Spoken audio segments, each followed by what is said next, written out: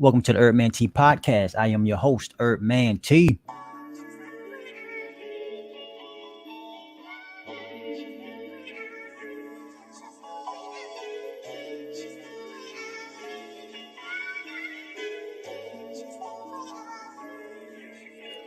I'm feeling real good. All right. So today's topic is going to be about skin, HSV, and eye bags. First things first, if you like the content, go ahead, like, share, and subscribe to my YouTube channel. Like, share, and subscribe. And if you want to support the content or you want to support me, head over to patreon.com/herbmant, patreon.com/herbmant. Now let's get to it.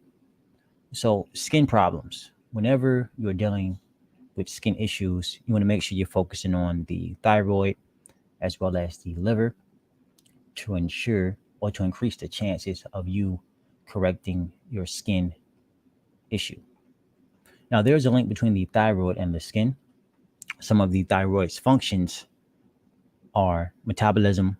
It deals with your heart rate, breathing, digestion, body temperature, brain development, mental activity, skin and bone maintenance, as well as fertility. But what I want to focus on is skin and bone maintenance,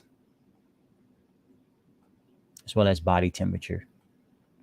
Whenever we get heat from, whenever we overheat, whether it be from what we consume and now the body temperature is increasing to help combat whatever unwanted substances it has in the body to help eliminate it.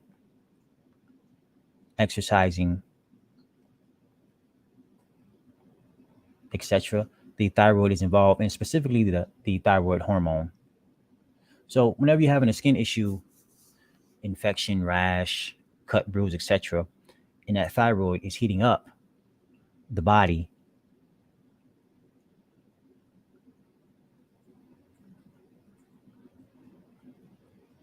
most likely it's doing so to try and send, let's say, blood to that area, because what's warm in the body? That's blood. Just getting some more stuff situated here.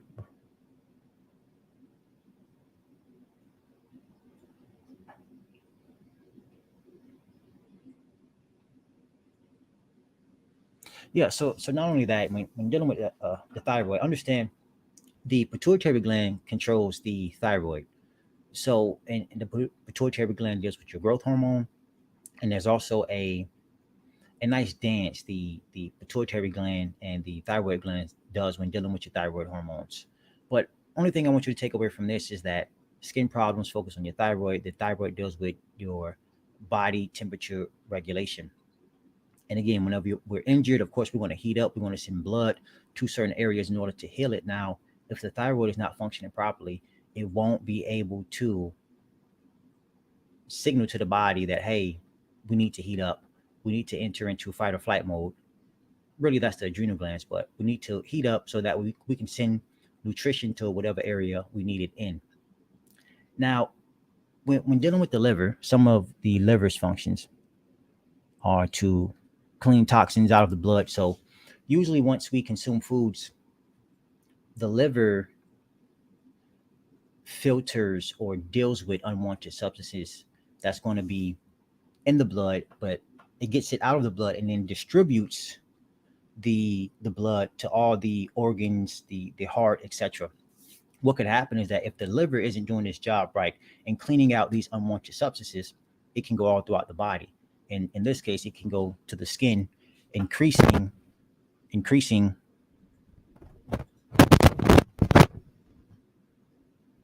the condition that you have, or making the condition that you have worse.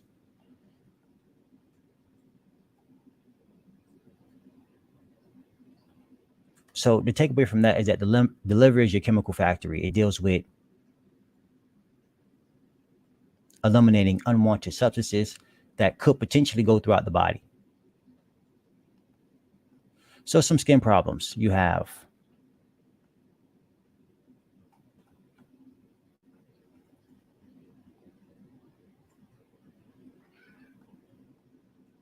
Shingles, also known as herpes zoster, A rash of raised dots that turns into painful blisters. Shingles can cause your skin to burn, itch, tingle, and become very sensitive.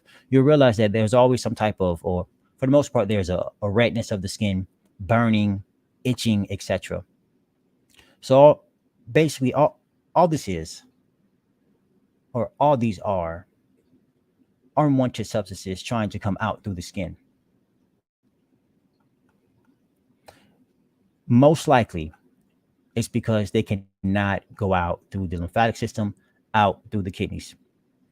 So when you're talking about a skin problem, shingles, okay, again, blisters, hives, so welts, and can itch, sting, or burn. So the first one, shingles, blisters, hives, welts, psoriasis, red patches on the skin, scaly.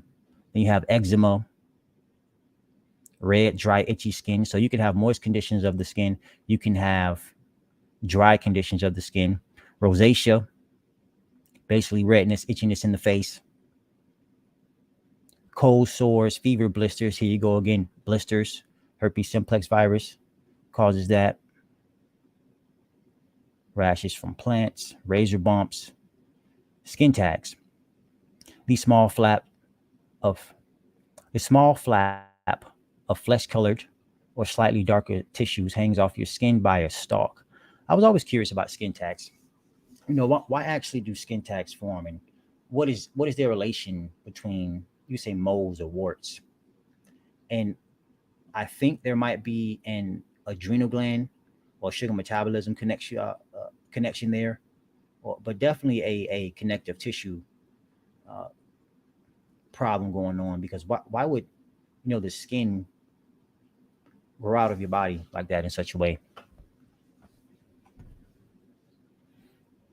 I haven't found any herbs specifically for skin tags though, but I do know the main cause of any skin problem is the same, and that's lymphatic stagnation. But again, two key organs you want to focus on, other than the skin, of course, will be your thyroid and your liver, just to really be specific and focus on that issue. Then, of course, you have acne, clogged pores with oil and dead skin cells. So the skin is just not opening up. And of course, there you want to focus on the skin, help that skin to breathe, and you have the herbal action diaphoretic for those. And then with the redness of the skin, of course, you want your anti-inflammatories. You can even observe emollient herbs. So basically, herbs you can apply topically to whatever type of skin issue you're having on the surface. I know you can apply cleavers or marshmallow root topically to help with some of these skin conditions. And again, if you're going to apply something topically to skin conditions, that's basically treatment. I'm not one to promote treatment. I like to get rid of stuff and just support the wellness of the body as a whole, because you don't want to you don't want to treat, or you don't want to just go after the symptoms, because if you're only going to go after the symptoms of a skin condition, you're never going to fix it. You're never going to deal with the problem, and you're always going to be buying treatments for the rest of your life and just dealing with it. But if you're into that, more power to you. And then you have athlete's foot, so fungal skin infection, so too much fungus in the body. And understand that when you're dealing with carbohydrates, simple sugars, or you could talk about starches, your complex sugars, that's where the fungus family resides. So of course, if you have too much sugar built up in the body or moving slowly through the body, you're going to run into fungus. You're going to run into dry itchiness, etc. So that's why you always have to keep things moving. That's why you always have to promote detoxification. You have to move lymph. Movement moves lymph.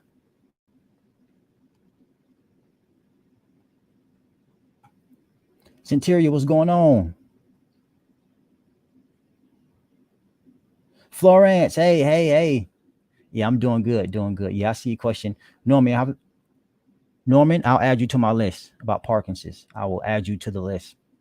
I tell you what, the one herb I'm going to mention, St. John's Wort. You want to examine nervines, but no matter what issue you're having, you have to look at the lymphatic system. Muriel, you just became the number 3 member on the team. Yeah, thank you, Muriel. Sorry if I'm pronouncing that wrong. Now let's get into some herbs. So earlier I mentioned shingles, and an herb that helps, I would say, make shingles dormant, or even deals with the HSV virus, if I'm not mistaken, is St. John's wort. St. John's wort. It has antidepressant actions. It is a nervine tonic as well as a vulnerary, so it can help to heal the tissues, strengthen or feed the nervous system, as well as reduce what they call depression, mild to moderate depression at that. And an herb I've mentioned before for to help the so-called herpes virus go dormant is lemon balm. It is a carminative, sedative, diaphoretic, antidepressant, and antispasmodic.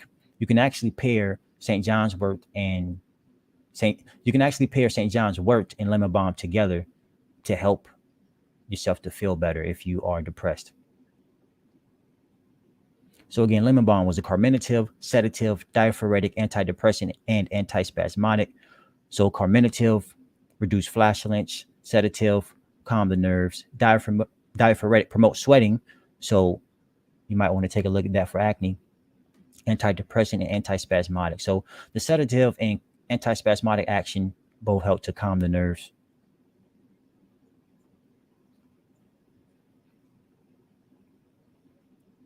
So an herb that the allopathic community may use for psoriasis or scaly skin diseases as was it something else I mentioned that was also a type of scaly skin disease? I don't think so. I just think that was psoriasis. Yep, that's all it was, just psoriasis. Yeah. So that herb would be sarsaparilla root. It's great for reducing redness of the skin. It is an antiseptic, anti-inflammatory, alterative, and diuretic. So antiseptic, what I like to say is like to get rid of unwanted substances. Anti-inflammatory, reduce inflammation. Alterative, promote the movement of lymph, and diuretic can promote the stimulation of your kidneys.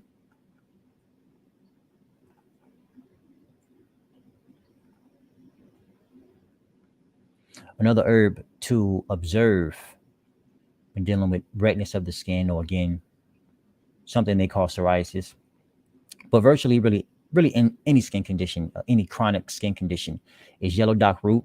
It is a tonic, astringent, alterative, cholagogue, and laxative. So cholagogue helps to promote the movement of bile, so works on the liver. Laxative can remove waste out of the colon or help stimulate the bowels to move waste out of the colon. Alterative promotes the movement of lymph. Astringent can help to tone and tighten tissues, and tonic can help to strengthen the tissues.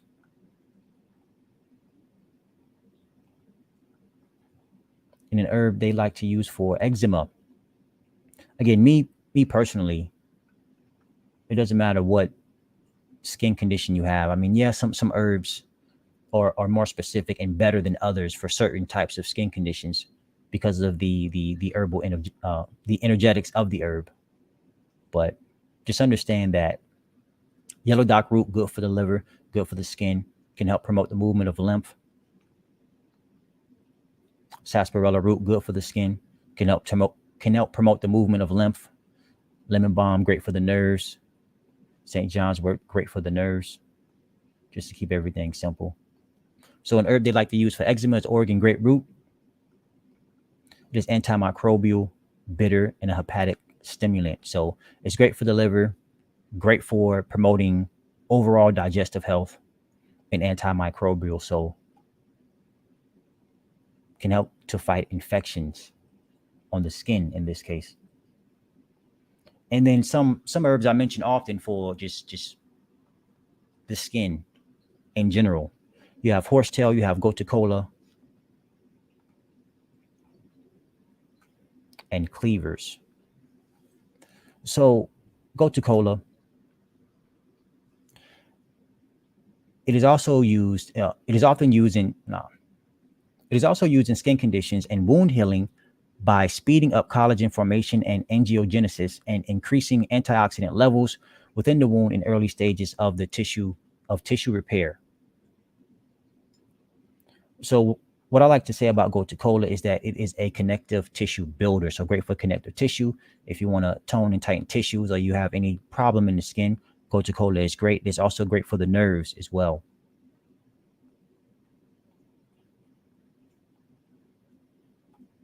And then horsetail. What I like to say about horsetail is that it is a connective tissue tonic.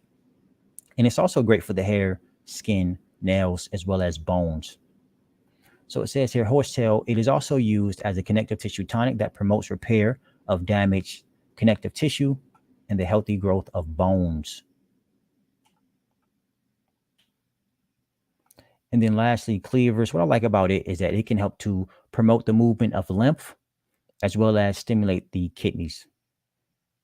And as I said in my earlier episodes, if you're having a skin problem, or as I said in my earlier episodes, when dealing with the lymphatic system, you got to focus on the skin and you got to focus on the kidneys. And then if you're focusing on the skin, you always got to focus on the liver, is normally what I say. So even here, if you're having a skin issue, you want to focus on the lymph, you want to focus on the kidneys, and you want to focus on the liver. And cleavers is great for starting the promotion of moving lymph, as well as getting those kidneys to start to filter. Might be time for a new mic.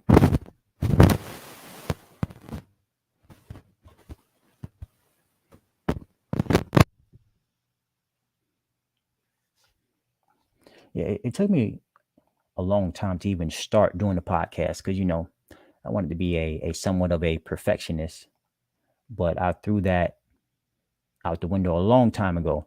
I just deal with problems as they come. All right, where's my Tom? All right, Tom. Terrell, what's up, man? It's been a while.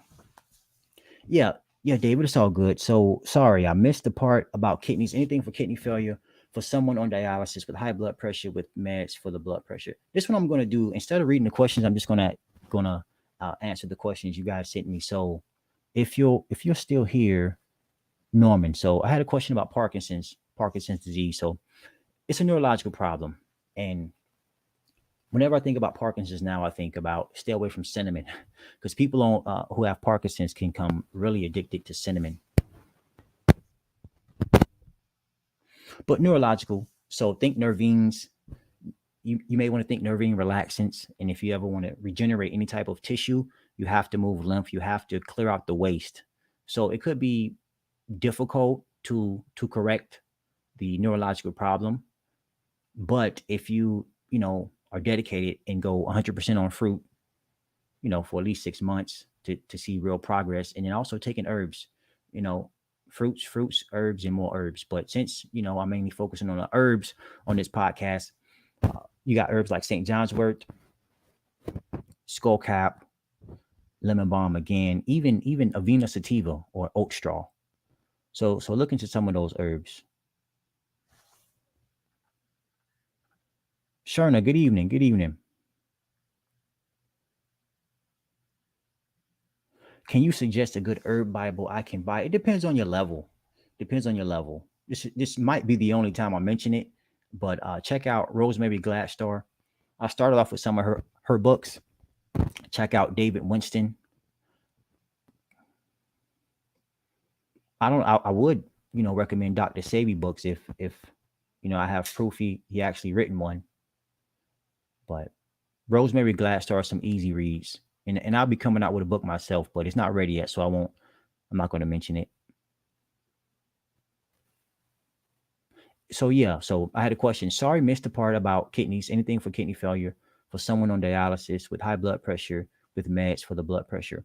Well, see, it's difficult to give a proper suggestion. So all I can do is give you, a general answer, because it's depending on what the meds are, it could be a contraindication or a contraindicative to certain herbs. But generally, herbs for the kidneys, you have your diuretics, you have stimulating diuretics, You have non-irritating diuretics, etc. So some light herbs, for the kidneys would be herbs like cleavers or burdock root. Then your stronger herbs would be uva ursi leaf and juniper berries. But it's definitely a dance too. I don't know if it's a lot of edema going on or what's happening, but just think, diuretics or the action diuretics for that. Yeah, so this will be the last question, then I get out of here. Thank you all for the likes. Again, if you like the content, go head over to YouTube, subscribe, like, and subscribe over on YouTube. So,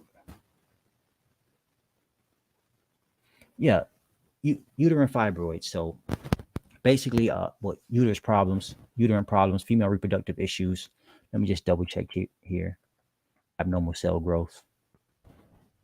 Yeah. So, a collection of cells that's growing on the uterus that's not supposed to be there. Anytime you're dealing with some type of tumor formation, no matter where at in the body, even if it's a cyst, whatever, you have to think you got to move lymph.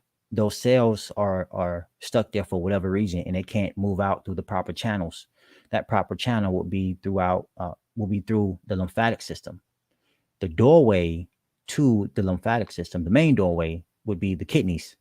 So no matter what problem you're having, the kidneys, you always want to focus on the kidneys. You always want to make sure you get those you get those kidneys to filter, because that's really the missing link to all this. For whatever reason, they're not talking about the kidneys. They're not talking about the lymphatic system, and that's really the key. But of course, with that to the side, well, when focusing on the lymphatic system, just think holistic. You want to focus on the kidneys. When dealing with kidney issues or lymphatic problems, kidneys also want to focus on the adrenal glands. So just to give you an idea, it's really holistic. But to give you herbs for the uterus, general use herbs, you have red raspberry leaf, you have ginger, can help bring circulation to that area. Squalvine, also known as partridge berry, if you can get your hands on it. And then too, it could be a hormonal issue as well. And that's when you have to go and look at the endocrine system. So maybe Vitex berries will work well, because that is a pituitary adjuvant, will promote the function of the pituitary gland, which is critical with any endocrine problem.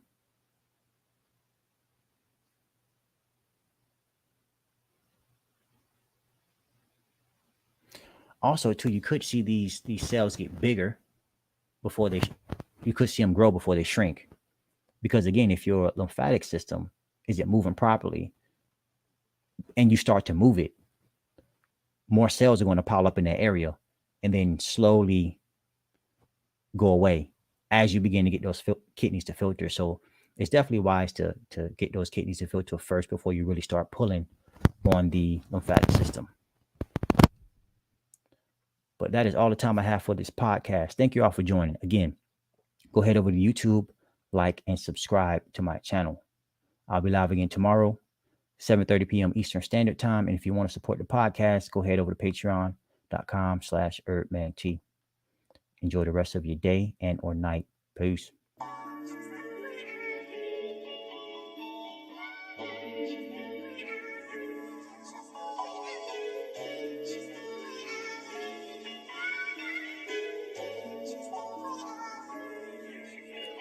I'm feeling real good. Feeling like I never knock on wood. Studying my health, I think you should. Be a better you every day, keep it true. I'm feeling real good. Feeling like I never knock on wood. Studying my health, I think you should. Be a better you every day, keep it true, and be held accountable for everything that you do. Be surrounded by the ones that are loving you. Growing never sink unless you sinking in the shot. While you in the fourth quarter and the haters sit and watch. They don't wanna move. They wanna sit and talk, never do. Don't you worry about them, strive to improve.